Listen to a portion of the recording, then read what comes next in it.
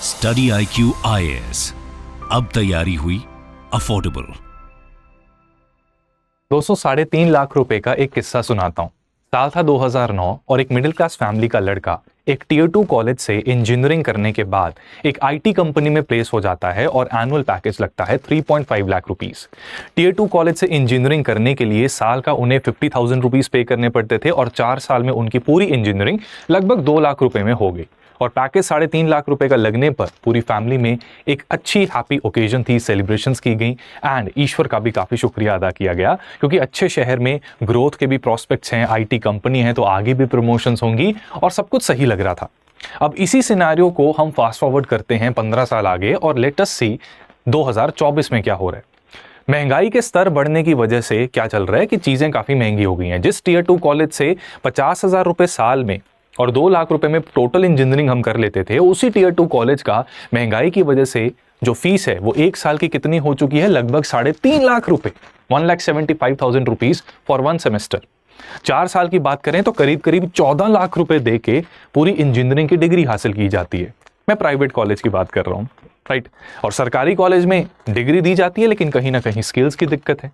और ऐसे में जब कंपनीज आ रही हैं तो जाहिर सी बात है कि 14 लाख या 10 लाख या इवन 9 लाख की अगर हम इंजीनियरिंग की ग्रेजुएशन हासिल करते हैं, 4 साल अपने जीवन के देते हैं, तो पैकेज भी उसी हिसाब से महंगाई स्तर को देखते हुए 3.5 लाख की जगह कुछ होना चाहिए 10-11 लाख का आज की डेट के हिसाब से। बट गेस व्हाट, आज भी बड़ी बड़ी IT companies, Infosys, Wipro, TCS and what not, इनके स्टार्टिंग पैकेजेस कितने हैं? अभी भी 3.5 लाख रुपए ही हैं।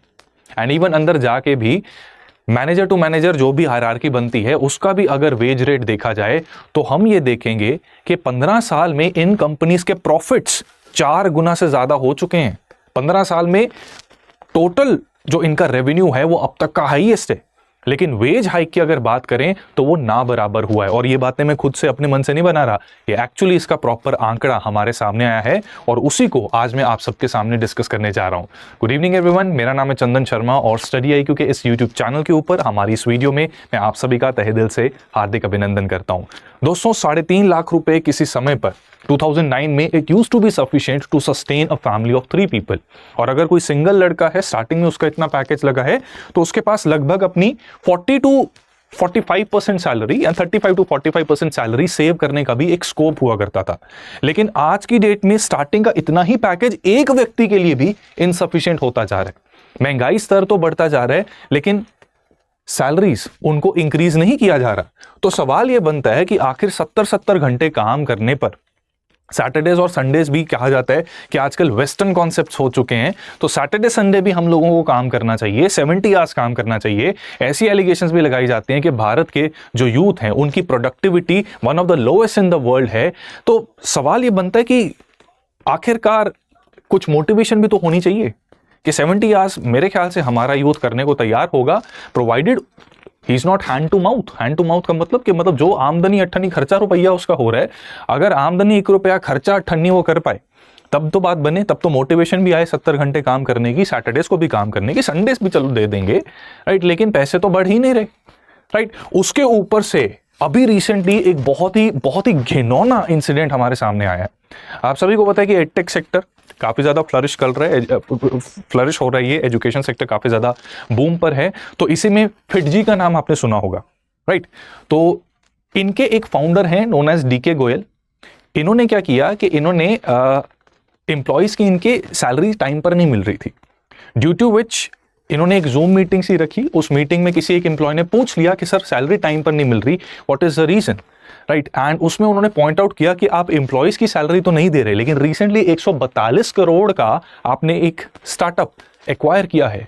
गोयल साहब आग बबूला हो गए एकदम, और इतनी गंदी एब्यूसिव लैंग्वेज को यूज किया गया अपने ही एम्प्लॉयज के लिए जिन्होंने उनकी इतने सालों से हेल्प की टू बिल्ड हिज एम्पायर। तो ये चीजें कहीं ना कहीं हमें बता रही हैं that something is not right in corporate India. और ऐसा आपको देखने में लगेगा कि शायद मे बी कॉर्पोरेट के उतने प्रॉफिट्स ना हो, कि रेवेन्यू एक चीज है, प्रॉफिट अलग चीज होती है। रेवेन्यू मतलब कि हम कितनी सेल्स कर रहे हैं, उन सेल्स में से अगर हम अपना खर्चा डिडक्ट करें वो हमारा प्रॉफिट बनता है। तो ऐसा लग सकता है कि शायद ये कॉर्पोरेट्स में भी उतना प्रॉफिट नहीं कर रहे, इस वजह से इनके पास हो सकता है बेचारों के पास पैसे नहीं है एम्प्लॉयज को देने के लिए, और महंगाई की मार ये बेचारे भी झेल रहे होंगे। बिल्कुल भी मैं बताऊं ऐसी महंगाई सब झेलें फिर, क्योंकि अभी रिसेंटली नारायण मूर्ति साहब इन्होंने बैंगलोर के किंगफिशर टावर, जो कि बहुत ही प्राइम लोकेशन है, वहां पर 50 करोड़ का एक फ्लैट लिया है। 8,400 स्क्वायर फीट में फैला हुआ ये फ्लैट 16वीं मंजिल पर है, with 4 bedrooms and 5 car parking spaces. ठीक है, 5 गाड़ियां रखने की जगह है, बेडरूम 4 है, राइट। और काफी महंगा 50 करोड़ का फ्लैट है, और इनके इधर फ्लैट लेने की वजह से इन टावर्स का प्राइस काफी ज्यादा बढ़ गया है। ठीक है, रियल एस्टेट में एक अलग बूम आया है क्योंकि नारायण मूर्ति ने यहां पर फ्लैट ले लिए हैं। ठीक है, ये अपने आप में बड़ी सोचने वाली बात है कि किस तरह की इन्फ्लेशन और महंगाई चल रही है, क्योंकि डाटा जो हमारे सामने आया है रिसेंटली, और सरकार भी इस चीज को लेकर बहुत ज्यादा चिंतित है कि कॉर्पोरेट्स ने 15 सालों में अब तक हाईएस्ट प्रॉफिट रिकॉर्ड किया है, लेकिन वेज ग्रोथ जो है वो या तो स्टेगनेंट है या फिर कई सेक्टर्स में तो डिक्लाइन कर रही है रियल वेज ग्रोथ। कि अगर हम इन्फ्लेशन के असर को ऐड करें ना, तो एक्चुअली आप मान लो अगर 2009 में 3.5 लाख रुपए थे, आज भी अगर 3.5 लाख रुपए आप कमा रहे हो, राइट, तो ये क्या है कि आपकी पगार बढ़ी है या उतनी ही है? उतनी भी नहीं, कम हो चुकी है, क्योंकि महंगाई ने आपके पैसे की परचेजिंग पावर को रिड्यूस कर दिया है। तो ये चीज बहुत ही चिंताजनक है। पिछले 5 सालों की अगर मैं बात करूं, 4 सालों की बात करूं, तो 4 गुना इन कॉर्पोरेट के प्रॉफिट 4 गुना हो चुके हैं। कि अगर कोई कंपनी आज से 4 साल पहले 100 करोड़ एनुअली प्रॉफिट कमाती थी, तो आज की डेट में एनुअली वो 400 करोड़ रुपए प्रॉफिट कमा रही है। इसका मतलब आप समझते हैं, 4 गुना का मतलब होता है 400% इंक्रीज। जबकि वेजेस में अगर मैं इंक्रीज देखूं, तो वेजेस का इंक्रीज ना बराबर है। हमारे 4 सबसे कोर सेक्टर्स होते हैं जहां से वेजेस का अंदाजा लगाया जा सकता है। ठीक है, engineering and manufacturing, fast moving consumer goods, banking and financial services including insurance, और इंफॉर्मेशन टेक्नोलॉजी। जहां कंपनीज के प्रॉफिट्स 400% हो गए हैं, इंजीनियरिंग और मैन्युफैक्चरिंग में काम करने वाले लोग, इनकी हाइक कितनी हुई है वेजेस की? 0.8%। 0.8%। यानी अगर कोई 1 लाख रुपए भी अगर मान लो कमा रहा है, ठीक है, अगर कोई 1 लाख रुपए अभी कमा रहा है, 0.8% निकाल के देख लो उसकी कितनी उसकी हाइक हुई है। 0.8%। 1 लाख को 0.08 से कीजिए मल्टीप्लाई, निकालिए। बोलने में भी शर्म आ रही है कि कितना हाइक होगा। अगर कोई एफएमसीजी क्या होता है? टूथपेस्ट, साबुन और ये सारी चीजें जो फास्ट मूविंग कंज्यूमर गुड्स होते हैं, ठीक है, फटाफट कंज्यूम हो जाते हैं और इनको प्रोड्यूस करते रहना पड़ता है, राइट। इस तरह की चीजें जो हैं, ये यहां पर जो एम्प्लॉयज हैं 5.4% के हाइक को देख रहे हैं। हाईएस्ट है, मतलब पूरी इंडस्ट्री में सबसे हाईएस्ट ये एफएमसीजी के एम्प्लॉयज हाइक को एक्सपीरियंस कर पाए हैं। बट क्यों एक्सपीरियंस कर पाए हैं? क्योंकि वैसे ही इनकी हाइक बहुत कम है। अगर कोई 10 लाख रुपए महीना कमा रहा है, उसको 1% हाइक देना भी मुश्किल हो जाता है, लेकिन वैसे ही कि जिसका हाल बहुत खराब है उसको फिर हाइक देना आसान हो जाता है। तो क्योंकि ऑलरेडी एफएमसीजी के एम्प्लॉयज काफी कम कमा रहे थे, तो 5.4% हाइक के साथ अब ये एवरेज 19,000 रुपीज पर मंथ कमा पाते हैं। और इसको लेकर कॉर्पोरेट्स बहुत प्राउड हैं कि हम अपने एम्प्लॉयज का बहुत ध्यान रखते हैं। We take really good care of our employees. Banking and financial services, banking सबसे ज्यादा सॉर्ट आउट एक सेक्टर माना जाता है in comparison to all other private sector. Banking, financial service and insurance, इनको बहुत ही स्टेबल सेक्टर माना जाता है। लेकिन यहां पर भी जो पगारों की एक हाइक है, इट्स बेयरली 2.4%, 2.8%, और आईटी में लगभग 4%। ठीक है, और ये सब तब है जब हमारे कॉर्पोरेट्स इतना ग्रो कर गए हैं कि अब टोटल जीडीपी का 4.8% is equal to their profit. ये जानता हूं किसी समय पर 5.2% भी इनका लेवल हुआ करता था, लेकिन ग्लोबल फाइनेंशियल क्राइसिस हुए थे 2008-9 में अमेरिका में, उसके बाद काफी ज्यादा संकट का सामना करना पड़ा था, right. Twin balance sheet problem भी थी, कॉर्पोरेट्स लोन लेके बैठे थे, उनके लोन डिफॉल्ट हुए, कुछ कॉर्पोरेट्स बंद भी हुए। लेकिन आज की डेट में सब कुछ काफी हद तक ऐसा लग रहा है इन्होंने रिकवरी कर ली है, और रिकवरी करने के साथ साथ प्रॉफिटेबल हो चुके हैं, और प्रॉफिट भी अपरंपार। ठीक है, कहां 400% की इन्होंने प्रॉफिट्स में हाइक ली है, बट अपने वर्कर्स को, जिन्होंने इन्हें ये 400% अचीव करने में मदद की, क्योंकि वर्कर्स जो होते हैं वो हर कॉर्पोरेट की फाउंडेशन होता है, वो ऐसे पिलर्स होते हैं जिनके बिना वो कॉर्पोरेट का ढांचा एग्जिस्ट नहीं कर सकता। तो वर्कर्स के लिए बेयरली हाईएस्ट 5.4% और खुद के लिए 400%। तो यहां पर यह सवाल बनता है कि ये इंडिया की किस तरह की ग्रोथ स्टोरी में कॉर्पोरेट्स कंट्रीब्यूट कर रहे हैं, जहां पर इनकी तो ग्रोथ बहुत ज्यादा हो रही है बट हमारी इकोनॉमी भी स्लो डाउन फेस कर रही है, महंगाई अलग से हमें परेशान कर रही है। इकोनॉमी का भी आपको पता ही होगा, अभी कुछ दिन पहले आरबीआई की रिपोर्ट आई थी जहां पर पता लगा है कि पिछले 2 सालों में सबसे कम इकोनॉमिक ग्रोथ हमारे इस साल के सेकेंड क्वार्टर में हुई है। ये जो फाइनेंशियल ईयर 2024 से 25 का चल रहा है उसके सेकेंड क्वार्टर में करीब 5.5% की ग्रोथ के साथ हमने पिछले 2 साल में सबसे कम ग्रोथ रजिस्टर की है। ये देश किस तरह से ग्रो कर रहा है, ये किस तरह से हमने थर्ड लार्जेस्ट इकोनॉमी बनना है पूरी दुनिया का, जहां पे पैसा कॉर्पोरेट्स के पास जा रहा है। हम फॉरेन से, वेस्टर्न कंट्री से सैटरडे संडे का कॉन्सेप्ट नहीं ले सकते, लेकिन हम कैपिटलिज्म, कॉन्सेंट्रेशन ऑफ वेल्थ, ये कॉन्सेप्ट हम उठा के जरूर लेके आ रहे हैं। तो इसमें सवाल अब ये बनता है कि देखो, हालांकि सरकार ने इसके ऊपर कंसर्न जताया है, अब सवाल ये बनता है कि सरकार कितना इसका कॉग्निजेंस ले रही है, यानी कि इसके बारे में कितना जांच पड़ताल शुरू हो चुकी है और इसको ठीक करने के लिए क्या क्या किया जा सकता है, राइट। तो इसमें देखो, महंगाई वगैरह सारा कुछ अगर मैं इंक्लूड कर दूं, ठीक है, हालत काफी खराब है। और ऐसा नहीं है कि इसमें लोगों को पता नहीं है, सरकार को पता नहीं है। सरकार के नागेश्वरन साहब, ठीक है, चीफ इकोनॉमिक एडवाइजर, उन्होंने कहा है कि हमारे भारत की जो जीडीपी है, हमारी जो इकोनॉमिक ग्रोथ है, उस इकोनॉमिक ग्रोथ में करीब 65 से 70% जो ग्रोथ होती है वो डोमेस्टिक डिमांड की वजह से होती है। यानी कि आप और हम जैसे मिडिल क्लास लोग जब अपनी ज़रूरतों को पूरा करने के लिए खर्चा करते हैं, चीज़ों को खरीदते हैं, उन चीज़ों को खरीदते तभी है ना क्योंकि कोई उनको प्रोड्यूस करता है। And total value of goods and services produce in a country, it is equal, मतलब ये जीडीपी होती है, ठीक है, फाइनल वैल्यू, राइट। तो उसमें क्या है कि क्योंकि हम कंजम्पशन करते हैं इसलिए निर्माता उसका प्रोडक्शन करते हैं और उससे हमारी जीडीपी में 65 से 70% का ग्रोथ रजिस्टर होता है। अब अगर हम लोगों के पास ही वेजेस नहीं मिलेंगी, महंगाई अलग से बढ़ती जाएगी, हमारे पैसे की परचेजिंग पावर, हमारी खुद की परचेजिंग पावर रिड्यूस होती जाएगी, तो जाहिर सी बात है कि हम कटौतियां करेंगे। कटौतियां करने से क्या होगा? कटौतियां करने से हम सामान कम खरीदना शुरू कर देंगे। तो यही कॉर्पोरेट्स जिन्होंने 400% का प्रॉफिट जनरेट कर लिया, ये एक तरीके से इन्हें पता नहीं, इन्हें रियलाइज नहीं हो रहा कि वेज हाइक ना करके they are entering into a self destructive mode, कि ये सेल्फ डिस्ट्रक्टिव ट्रैजेक्टरी में एंटर हो रहे हैं कि खुद का सर्वनाश कर सकते हैं इस तरह से। क्योंकि पैसा जो है, इकोनॉमी जो है वो तब ग्रो करती है जब किसी एक व्यक्ति के पास पैसा इकट्ठा ना हो रखा हो, वो पूरा इकोनॉमी में फैलना चाहिए, राइट। मान लीजिए कि कोई एक व्यक्ति है, उन एक व्यक्ति को चलो हम अंबानी कह देते हैं हाइपोथेटिकली। अब नहाने के लिए वो साबुन तो एक ही यूज करेंगे ना। अब हो सकता है उनका साबुन 10,000 रुपए का हो, लेकिन साबुन तो एक ही होगा।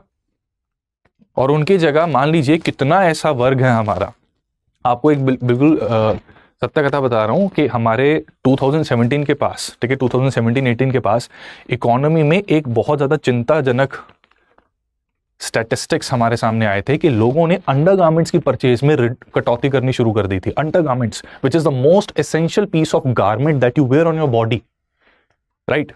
तो कहीं ना कहीं ये इस बात को इंडिकेट कर रही है कि समथिंग इज रॉन्ग, कहीं ना कहीं कुछ गड़बड़ है। ग्रोथ हो रही है लेकिन ये ग्रोथ इक्विटेबली डिस्ट्रीब्यूटेड नहीं है। आप किस तरह का देश चाहते हैं?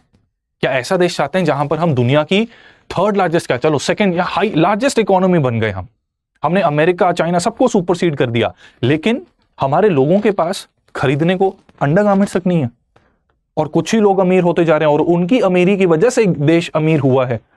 सिर्फ 1% लोगों की वजह से देश अमीर है, बाकी 99% लोग हैंड टू माउथ हैं या ठीक ठाक गुजारा कर रहे हैं। तो ये बड़ी सोचने वाली बात है। और यहां पर देखो, पुराने समय में भी क्या होता था। पुराने समय में जब देश में आर्थिक संकट कभी आता था कि पता लगता था कि ग्रोथ नहीं हो रही, अर्थव्यवस्था की ग्रोथ नहीं हो रही, विकास नहीं हो रहा, तो राजा भी अपने राजकोष में से खजाना उसको बांटना शुरू कर देते थे लोगों में, ताकि लोगों की परचेजिंग पावर बढ़े, लोग चीजों को खरीदें और उससे सुख समृद्धि बढ़े राज्य में।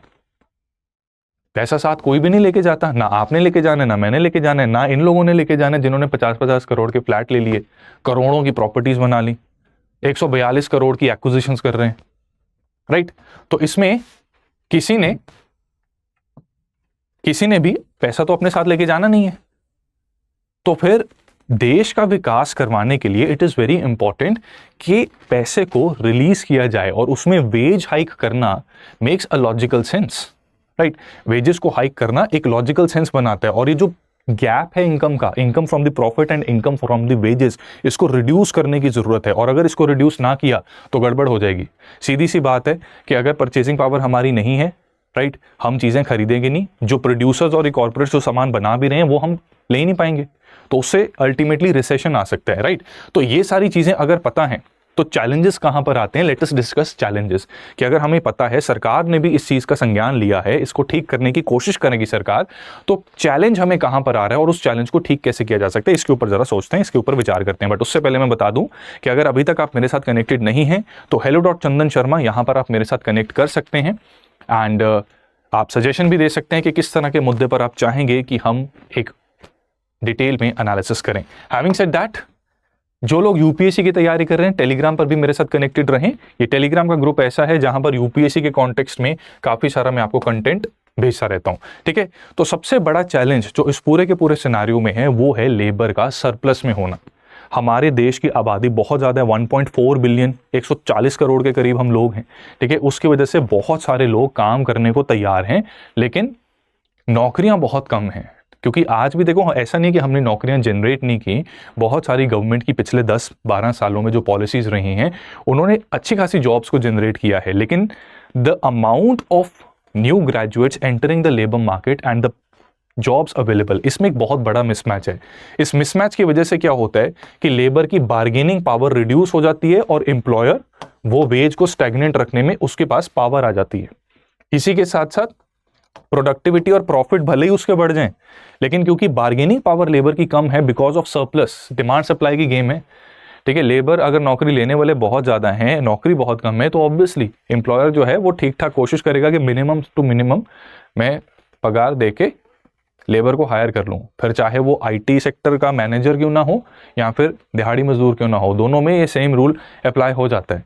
ग्लोबल ट्रेंड्स की भी अगर हम बात करें, पूरी दुनिया में भी एक ट्रेंड देखा गया है कि वेज का जो शेयर हुआ करता था वर्ल्ड की जीडीपी में, ठीक है, कि जीडीपी में there is certain amount of percentage जो वेजेस में जाती थी, पूरी दुनिया में इसमें एक डाउनफॉल देखा गया, ठीक है, कि जीडीपी बन रही है, वेजेस का percentage in the GDP it has reduced. वो सिमिलर ट्रेंड्स भारत में भी देखने को मिल रहे हैं, और सरप्लस होने के साथ साथ हमारे यहाँ लेबर ऑर्गेनाइज भी नहीं है।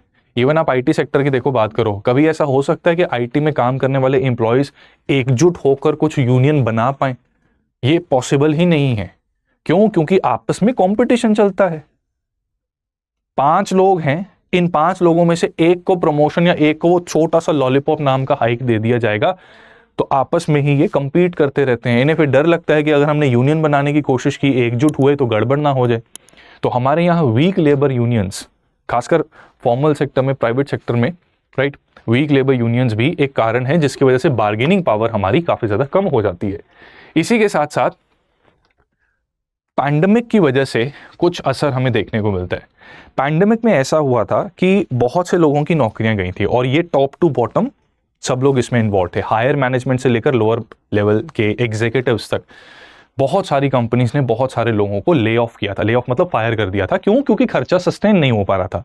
कोविड के लॉकडाउन की वजह से जब लोगों ने चीज़ों को खरीदना बंद कर दिया, इधर उधर जाना बंद कर दिया, तो उनके पास ज़्यादा पैसे रहे नहीं। जब ये सिचुएशन आती है तो ऑब्वियसली कंपनी के भी मार्जिन खत्म होने शुरू हो जाते हैं, तो उस केस में उनके खर्चों की कटौती करने के लिए ले ऑफ्स करने पड़ते हैं। बट पोस्ट पैंडेमिक रिकवरी हमने करनी स्टार्ट कर दी। इसके पीछे कई रीजंस हैं, ठीक है। पैंडेमिक रिकवरी कैसे हुई कि बहुत से लोगों की पेंट अप डिमांड थी, ठीक है। ऐसा नहीं है कि सारे के सारे तबके को ही प्रॉब्लम आई, ठीक है। मिडिल क्लास थोड़ा ज्यादा परेशान होती है, हायर क्लास के पास तब भी पैसा था। इनफैक्ट बहुत सारे आपने रिपोर्ट्स देखी होंगी कि जहां पर जो हायर क्लास थी उन्होंने ज्यादा ग्रो किया इनफैक्ट कोविड के टाइम पर, अपने बिजनेस को डाइवर्सिफाई करके, right. Problem I working class के ऊपर। तो इसमें क्या हुआ कि जब पैंडेमिक धीरे धीरे इसका असर खत्म हुआ, लोगों की पेंट अप डिमांड, ठीक है, किसी ने कहीं घूमने जाना था या घर के लिए कोई चीज़ खरीदनी थी या बच्चों की शादी करानी थी जो कोविड की वजह से या तो रुक गई या उतनी सेलिब्रेशंस कर नहीं पाए, पैंडेमिक के बाद उन्होंने धूमधाम से सब कुछ किया, जिसकी वजह से डिमांड बढ़ी, राइट। डिमांड बढ़ी, कॉर्पोरेट्स के मुनाफे वापस बढ़ने शुरू हो गए। बट गेस व्हाट, जो नौकरियां हैं उसमें री हायरिंग नहीं की गई, या अगर की भी गई तो वेजेस को छेड़ा नहीं गया, टच नहीं किया, मतलब हाइक होना चाहिए था आइडियली इन्फ्लेशन की वजह से, बट वो हुआ नहीं। और अगर कहीं पे हाइक हुआ भी तो वो कहां हुआ, टॉप लेवल मैनेजमेंट पे। क्यों? क्योंकि शेयर होल्डर्स को खुश रखना है। कॉर्पोरेट्स में ऐसा होता है कि शेयर होल्डर्स रहते हैं कि कॉर्पोरेट में ऑब्वियसली जब बहुत बड़े लेवल पर, बड़े स्केल पर हमने कोई भी इकोनॉमिक एक्टिविटी करनी है, उसके लिए बहुत ज़्यादा इन्वेस्टमेंट चाहिए होती है। तो उसके लिए काफ़ी सारे लोग, शेयर होल्डर्स, वो अपना पैसा, अपना शेयर इन्वेस्ट करते हैं, उससे इकोनॉमिक एक्टिविटी होती है और फिर जो प्रॉफिट होता है उसकी इक्विटी सभी में आपस में बढ़ती है।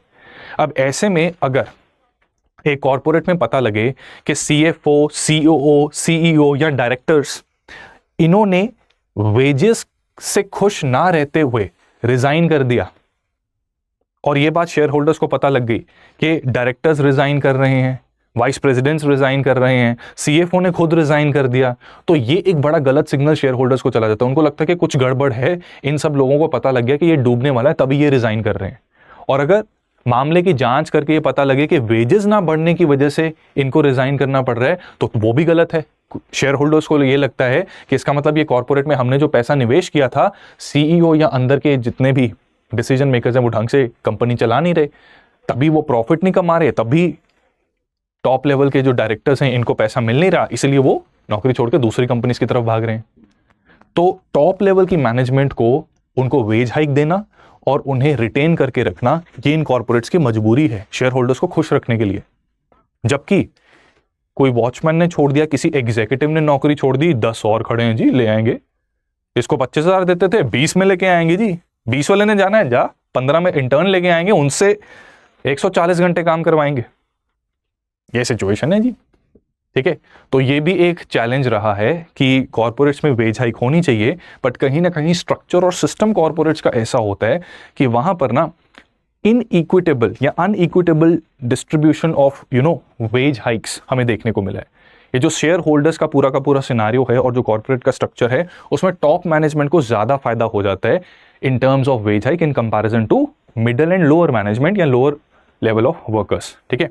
तो लोअर और मिडिल टीयर के जो एम्प्लॉयज हैं वो थोड़ा नुकसान उठाते हैं यहाँ पर, राइट। इसी के साथ साथ कॉर्पोरेट है तो जाहिर सी बात है कि यार समाज सेवा तो कर नहीं रहे, ये प्रॉफिट्स के ऊपर चलते हैं, प्रॉफिट्स के लिए काम करते हैं, उसी के लिए जीते हैं, मरते हैं, नहाते हैं, धोते हैं।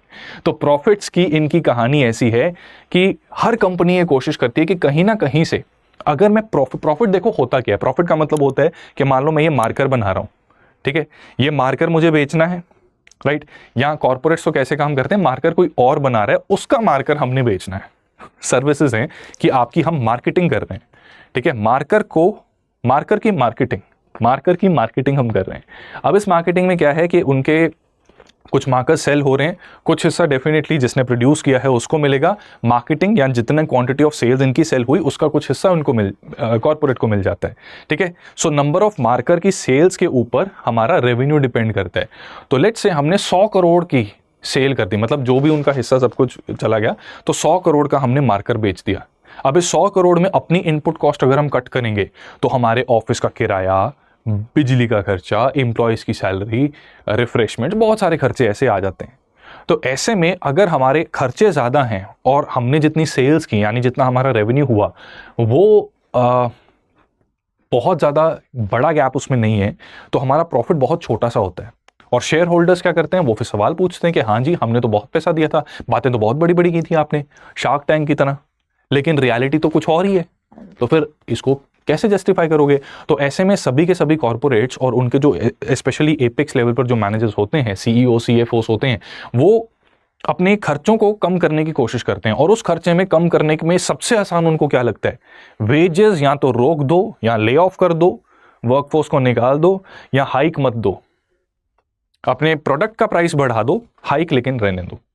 तो जहां पिछले साल हमने टोटल 100 करोड़ का मार्कर देके हमारे खर्चा 80 करोड़ था, 20 करोड़ का हमारा मुनाफा हुआ, इस साल हमने उसी वर्कफोर्स से उनको पंप देंगे कि नहीं, पिछले साल हमने 100 करोड़ का रेवेन्यू किया था, इस साल हम 150 करोड़ करेंगे, ये राइट, 150 करोड़ का रेवेन्यू करवा कर, राइट, एम्प्लॉयज को ये उम्मीद होती है कि हाँ कंपनी ग्रो करेगी तो हम भी ग्रो करेंगे। और ये घुट्टी पिलाई जाती है बार बार बाय द CEOs कि जी कंपनी की ग्रोथ में अपनी ग्रोथ देखिए कंपनी की ग्रोथ में अपनी ग्रोथ देखिए, ये कहा जाता है बार बार लगातार, राइट। और उसमें होता क्या है कि कंपनी ग्रो कर रही है, लेकिन कंपनी ने कहा है कि हमारी ग्रोथ के लिए तुम्हें जी शहीदी देनी पड़ेगी अपनी, तो आपको हम ले ऑफ करते हैं। सेवरेंस पैकेज दे दिया जाएगा। सेवरेंस मतलब कि अगर कंपनी किसी एम्प्लॉय को फायर करती है तो उस सेवरेंस पैकेज में क्या होता है कि यूजुअली एक नेक्स्ट महीने की पगार, ठीक है, और कुछ बेनिफिट दे देते हैं कि चलो थोड़ा कुछ टाइम तक, जितने टाइम आपको नौकरी दूसरी ढूंढनी पड़े, आप अपना घर चला सको। यूजुअली इस अच्छे कॉर्पोरेट्स मतलब इस तरह से रहता है, और लॉ भी इस तरह से कहता है। भारत में लेबर लॉज अभी भी इतने बुरे नहीं हैं कि बिल्कुल ही सड़क पे छोड़ दिया जाए, लेकिन फिर भी किसी के यहाँ नौकरी अगर जाती है, राइट, तो बहुत बार ऐसा होता है कि घर का इकलौता ब्रेड विनर होता है वो इंसान, और उसकी नौकरी जाने से उसके घर के सभी लोग, बीवी, बच्चे, बूढ़े पेरेंट्स, ठीक है, एक इंसान के ऊपर कुछ आपदा आती है तो 4-5 लोग इम्पैक्ट हो जाते हैं। ये समस्या है, राइट। तो इसमें कंपनीज स्टाफ कॉस्ट से कटौतियां करके अपने प्रॉफिट्स को मैक्सिमाइज करती है। अब हाँ, ये मैं यहाँ पर ज़रूर बताना चाहूँगा कि ऐसा नहीं कि सभी कंपनीज ऐसी करती हैं। जैसे HCL नाम की एक कंपनी है, इन्होंने बताया कि 2019-20 में 49.4% ऑफ देयर रेवेन्यूज़ ये बेसिकली एम्प्लॉय बेनिफिट में जाते थे, जो कि आगे जाके 54.5% बन गए, और लेटेस्ट फिगर्स के हिसाब से इट इज़ 56.8%। तो रेवेन्यू के टर्म्स में कि टोटल उनका जो 100 करोड़ का इन्होंने रेवेन्यू किया, उसमें से पहले 49.4 करोड़ एम्प्लॉयज़ को जाता था, अब 56.8 करोड़ जाता है, राइट। बट उसमें क्या है कि इन्होंने ना हायरिंग या तो ज़्यादा करते हैं, ठीक है, वेजेस को नहीं बढ़ाते, ज़्यादा लोगों को हायर कर लेते हैं। और उसमें भी क्या होता है कि जैसे आज मेरी टीम में 5 लोग हैं, ठीक है, या आज मेरी टीम में 2 ही लोग हैं, और हम दोनों में अच्छी खासी बॉन्डिंग बनी हुई है, राइट, और साथ ही साथ मैंने काम काफ़ी अच्छा सीख लिया, और मुझे पता लग गया कि इस कंपनी में मैंने अपनी अच्छी जगह बना ली है, तो कंपनी को मेरा ध्यान रखते हुए मेरी हाइक मुझे देनी चाहिए, right. But at the same time मेरे दिमाग में ये भी आ गया कि अगर इन्होंने हाइक नहीं दी तो मैं कहीं और अप्लाई करूंगा। कंपनी को पता ही है, वो आ जाती है खतरे में। उसे लगता है कि अगर हमने इसको हाइक ना दी तो ये चला जाएगा, और अगर हाइक दे दी तो दोबारा फिर इसको देख के बाकी भी मांगना शुरू हो जाएंगे। कंपनीज फंस जाती हैं। कंपनीज कहती हैं फिर करें तो करें क्या। वो क्या करते हैं कि इससे पहले ये व्यक्ति हाइक मांगे, सैलरी की हाइक मांगे, वो 3 और लोग, ठीक है, उसको हाइक देने की जगह 3 और लोग लाकर खड़ा कर देंगे, जो कि इन 2 एग्जिस्टिंग लोगों को कंपीट करेंगे, कंपटीशन देंगे। और आपस में कंपटीशन की वजह से क्या है कि जो व्यक्ति जिसको लग रहा था कि उसकी वैल्यू बढ़ रही है, इंडिस्पेंसिबल है वो कंपनी के लिए, वो भी चुप हो जाता है, ठीक है। नए लोग जो आए हैं वो भी कहीं दूसरी जगह से या तो छोड़कर आए हैं या निकाले गए थे इसलिए आए हैं, उनको नई कंपनी में खुद को प्रूव करना है। तो स्टार्टिंग में ऑब्वियसली वो इन 2 ऑलरेडी एग्जिस्टिंग लोगों से शायद ज़्यादा काम करें, और उनको नए लोगों को देख के ये ऑलरेडी एग्जिस्टिंग लोग डरना शुरू हो जाएं, ये भी एक्स्ट्रा काम करेंगे। और इस सब में क्या है कि कंपनी का as a percentage of revenue, no doubt, new लोगों को हायर करके वो खर्चा बढ़ गया कॉस्टिंग के ऊपर, एम्प्लॉय वेजेस के ऊपर, लेकिन एक्चुअली इंसानों की वेज इतनी ज़्यादा बढ़ी नहीं, राइट। और इसी के साथ साथ बहुत सी ऐसी कंपनी भी हैं जो ग्रो करते समय बहुत ज़्यादा हायरिंग कर लेती हैं। बड़े बड़े सपने दिखाकर लोगों का पूरा नींबू निचोड़ दिया जाता है, तेल निकाल दिया जाता है कि जी हमारी 100 करोड़ की कंपनी है, इसी कंपनी को हम देखना 500 करोड़ 1000 करोड़ की कंपनी बनाएंगे और तुम्हें भी फायदा मिलेगा, बोलो क्या हमारा साथ दोगे। ये लोग भी आ जाते हैं बातों में, एम्प्लॉयज आते हैं, मेहनत करते हैं ये सोच के कि कंपनी उनका फायदा करेगी। लेकिन होता क्या है कि अभी जैसे 2024 की बात करें तो लगभग 90,000 IT एम्प्लॉयज उनका चुपचाप ले ऑफ कर दिया गया, नौकरी से निकाल दिया गया। आपका काम था, कंपनी ग्रो करवानी थी, हो गई, हाँ कंपनी अब ग्रो हो गई, आप जा सकते हो, थैंक यू, नमस्ते, ओके बाय। और अब इनके पास क्या है, स्किल है, दूसरी जगह नौकरी ढूंढने की कोशिश करेंगे, बट वही बात है, बार्गेनिंग पावर कम हो जाती है, क्योंकि जॉब्स की the amount of jobs being created is also, मतलब वो थोड़ा कम है, तो उस वजह से many people are facing such issues. और इस पूरे के पूरे सिनेरियो में ये भी एक बहुत बड़ा पैराडॉक्स है। कंपनीज एक जगह जहां पर मुझे ठीक लगती है वो ये है कि हमारा ना एजुकेशन सिस्टम काफ़ी ज़्यादा फ्लॉड है। न्यू एजुकेशन पॉलिसी अभी रिसेंटली आई है and it is one of the best decision by the government, ठीक है। माननीय श्री नरेंद्र मोदी जी जो हमारे प्रधानमंत्री हैं, उनके पूरे कार्यकाल में ये एक बहुत ही बड़ा मास्टर स्ट्रोक है और मेरे हिसाब से अंडररेटेड है। ज़्यादातर बात की जाती है उनकी विदेश नीति की, उनकी आर्थिक नीतियों की, राइट, लेकिन एजुकेशन या शिक्षा नीति के बारे में बात कम की जाती है, but it is actually a true master stroke. Bharat की असली ग्रोथ स्टोरी में जहां पर हम 3rd लार्जेस्ट इकोनॉमी भी बनेंगे और उसी के साथ साथ वो जो इकोनॉमी की ग्रोथ होगी वो इक्विटेबली डिस्ट्रीब्यूट भी होगी, उसके पीछे जो सबसे फंडामेंटल स्ट्रॉन्ग फोर्स रहेगी वो ये एजुकेशन रहने वाली है। राइट तो न्यू एजुकेशन पॉलिसी में हम स्किल बिल्डिंग के ऊपर काम कर रहे हैं और भी हमने बहुत सारे बॉटलनेक्स एंड चैलेंजेस को ठीक किया है, लेकिन बहुत से जो ऑलरेडी एग्जिस्टिंग लोग हैं वो तो पुराने सिस्टम से पढ़े हैं, राइट, जो पिछले काफ़ी 70 वगैरह सालों से चल रहा है ना। तो उस केस में देखो क्या है, वहाँ पर ऐसा है कि कंपनीज और जॉब मार्केट में पैराडॉक्स है कि कंपनीज खाली बैठी हैं, वो ढूंढना चाहती हैं कि कोई अच्छा सा इंसान आके हमारा काम कर दे, हमें ग्रो करने में हेल्प करे, और जो लोग आते हैं वो आते हैं एकदम निकम्मे, पुराने सिस्टम के हिसाब से पढ़े हुए। उन्होंने मार्क्स तो ले आए, मार्क्स तो हासिल कर लिए अपनी इंजीनियरिंग में या ग्रेजुएशन में या स्कूल टाइम पे, लेकिन education is not just about marks. अक्ल की कहीं ना कहीं थोड़ी, मैं सही बताऊं तो, कमी रह जाती है। ठीक है, अक्ल का मतलब ये होता है, अक्ल मतलब वो नहीं कि मैं कुछ डेरोगेटरी नहीं बोलना चाहता, एक्चुअली एक दिमाग और आईक्यू भी होती है ना, प्रॉब्लम सॉल्विंग अप्रोच की बात होती है। जैसे जैसे टेक्नोलॉजी, देखो इसी वजह से कहीं ना कहीं मुझे लगता है कि भारत में सरकारी नौकरी का ट्रेंड ही इसलिए है क्योंकि सरकारी नौकरियों में क्या है, अब चेंज हो रहा है वैसे, ठीक है, पिछले 10 सालों में काफ़ी कुछ चेंज हुआ है। सरकारी नौकरियों में ऐसा होता था कि चेंज बहुत स्लो होता था, कोई न्यू टेक्नोलॉजी आई है वो पड़ी रहेगी, हाँ ठीक है देख लेंगे सीख लेंगे, ठीक है, घर चल रहा है, बच्चे पढ़ रहे हैं, शादियाँ हो रही हैं, मतलब स्लो काम था। लेकिन प्राइवेट सेक्टर में ऐसे नहीं चल सकता। प्राइवेट सेक्टर में you have to be quick, always on your toes. कुछ न्यू अपडेट आया, कोई न्यू टेक्नोलॉजी आई, आपको उसको यूज करना आना चाहिए, राइट। तो बहुत से लोग जो पुराने सिस्टम में हैं वो यहां पर कहीं ना कहीं लैग कर गए, और ऊपर से क्या है कि अभी के समय पे ना the rate of change is very large, मतलब बहुत हाई रेट ऑफ चेंज है। पहले के समय में जो हमारा पूरा समाज, हमारी मार्केट 10 साल में जो परिवर्तन दिखाती थी, आज की डेट में वो 1 साल में ये दिखना शुरू हो गया।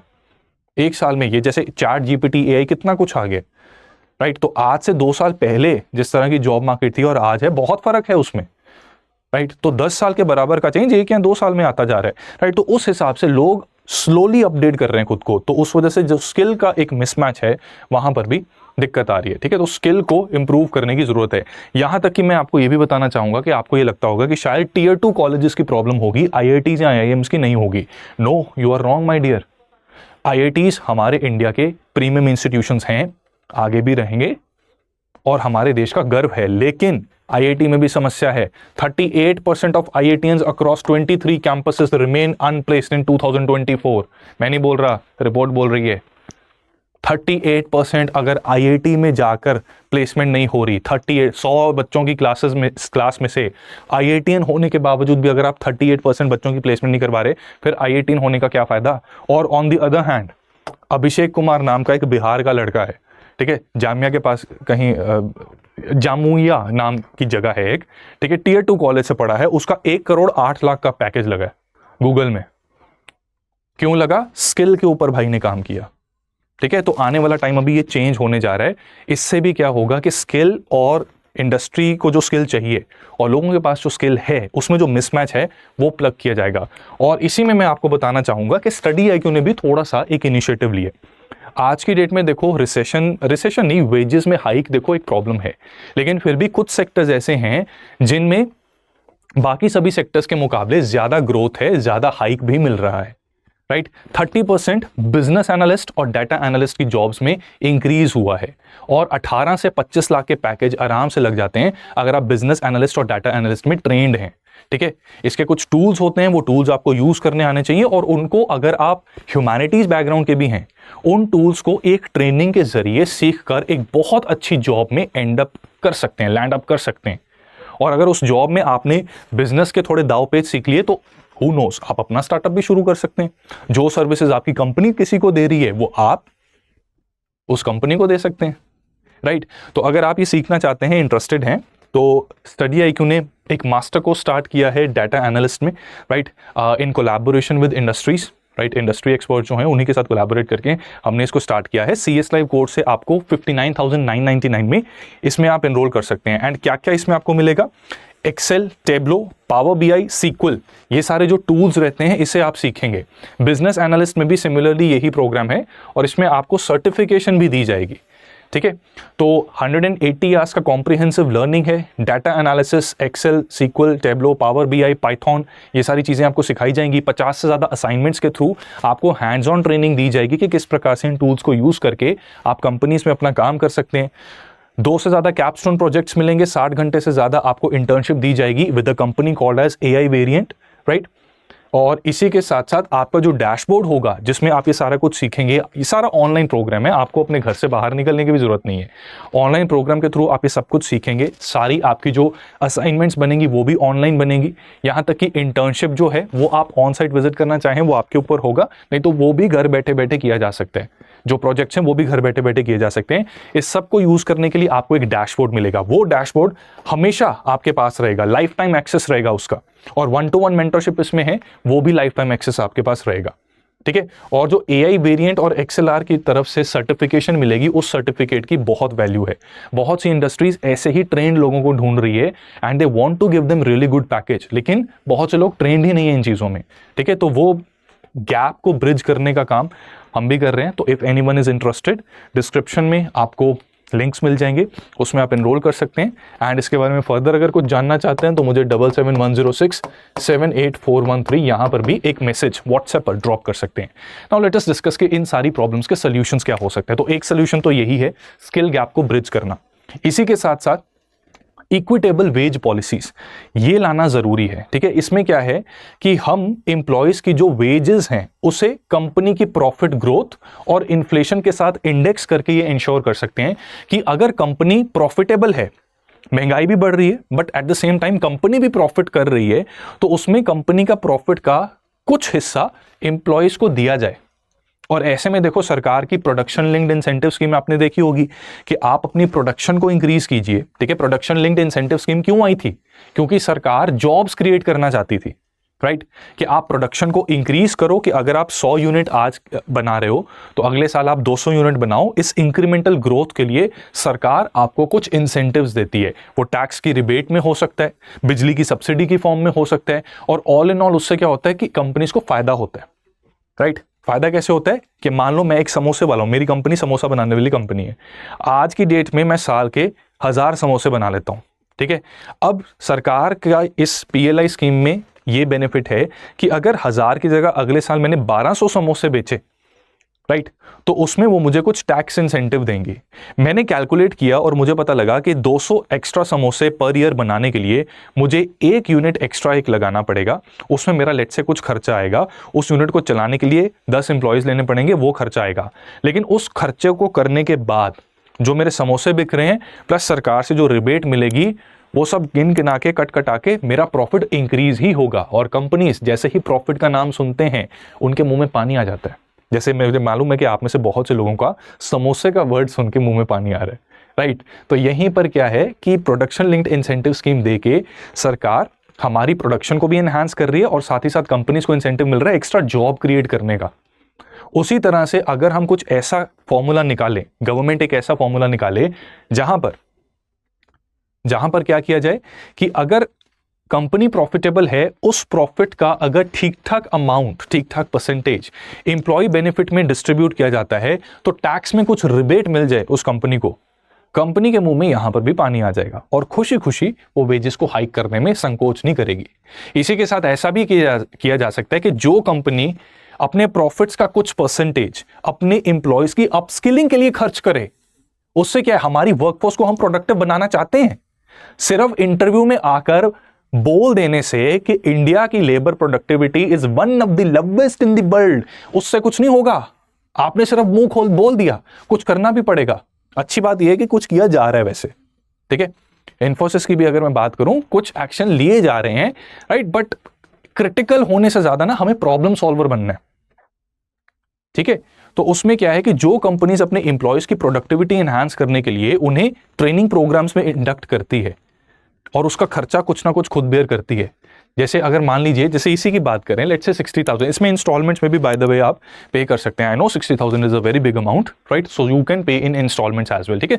सो you can drop a message here अगर आपको लगता है कि आप इसके बारे में फर्दर जानकारी चाहते हैं। Anyways, coming to the point, इसमें ऐसा है कि लेट्स से 60,000 का ये प्रोग्राम है, इसको सीख कर इंसान की प्रोडक्टिविटी बढ़ेगी, तो 30,000 कंपनी दे या 40,000 कंपनी 20,000 एम्प्लॉय से ले ले, राइट। तो वो कंपनी जो एम्प्लॉय प्रोडक्टिविटी में काम करती हैं उनको भी हम क्या कर सकते हैं, टैक्स इंसेंटिव दे सकते हैं, ठीक है। इससे हमारा स्किल डेवलपमेंट, इन्वेस्टमेंट भी होना शुरू हो जाएगा। इसी के साथ साथ ये हमेशा हमें याद रखना होगा कि चाहे हम लिबरलाइजेशन, प्राइवेटाइजेशन, ग्लोबलाइजेशन रिफॉर्म्स लेके आ चुके हैं, लेकिन तब भी हम भारत हैं, अमेरिका नहीं है अभी, ठीक है। और भारत में सरकार आज भी और आगे भी माई बाप रहेगी लोगों की, ठीक है, हम बच्चों की जो ग्रेजुएट्स हैं, यंग ग्रेजुएट्स हैं, ठीक है, माई बाप रहेगी। यहां पर अगर कोई कॉर्पोरेट ओवर एक्सप्लॉयटेशन करना शुरू कर दे लेबरर्स की, तो सरकार मसीही की तरह, ठीक है, लोगों की प्रोटेक्शन के लिए आएगी, राइट। तो वर्कर्स के राइट्स को इंश्योर करना होगा और लेबर यूनियंस को थोड़ा बार्गेनिंग करने की थोड़ी ताकत देनी पड़ेगी ताकि फेयर कंपनसेशन हो सके, ठीक है। अब मैं ये बात जरूर कहना चाहूंगा कि इंडिया में जो कॉर्पोरेट्स आते हैं, बाहर से बहुत सारी कंपनीज इधर आके निवेश करना चाहती हैं, उसके पीछे एक बहुत बड़ा रीजन ये है कि यहां पर चीप लेबर अवेलेबल है। लेकिन इस चीप लेबर के चक्कर में हमें ये नहीं भूल जाना चाहिए कि जो बेयर मिनिमम स्टैंडर्ड्स होने चाहिए वेजेस के, उसको भी भुला दिया जाए, इग्नोर कर दिया जाए। नहीं, वैसा नहीं होना चाहिए। तो सरकार को इन्फ्लेशन के हिसाब से लोगों की ग्रोथ को ध्यान में रखते हुए कुछ लॉस बनाने पड़ेंगे, राइट। एंड सबसे इंपॉर्टेंट चीज, ये पूरा का पूरा सिनारियो जो मैंने आपको बताया, इसमें फॉर्मल सेक्टर में फिर भी चीजें थोड़ी ठीक हैं, इनफॉर्मल सेक्टर में ज्यादा बड़ी गड़बड़ है। तो धीरे धीरे किस प्रकार से इनफॉर्मल जॉब्स को फॉर्मलाइज किया जा सकता है, उसके ऊपर भी विचार करना पड़ेगा, ठीक है।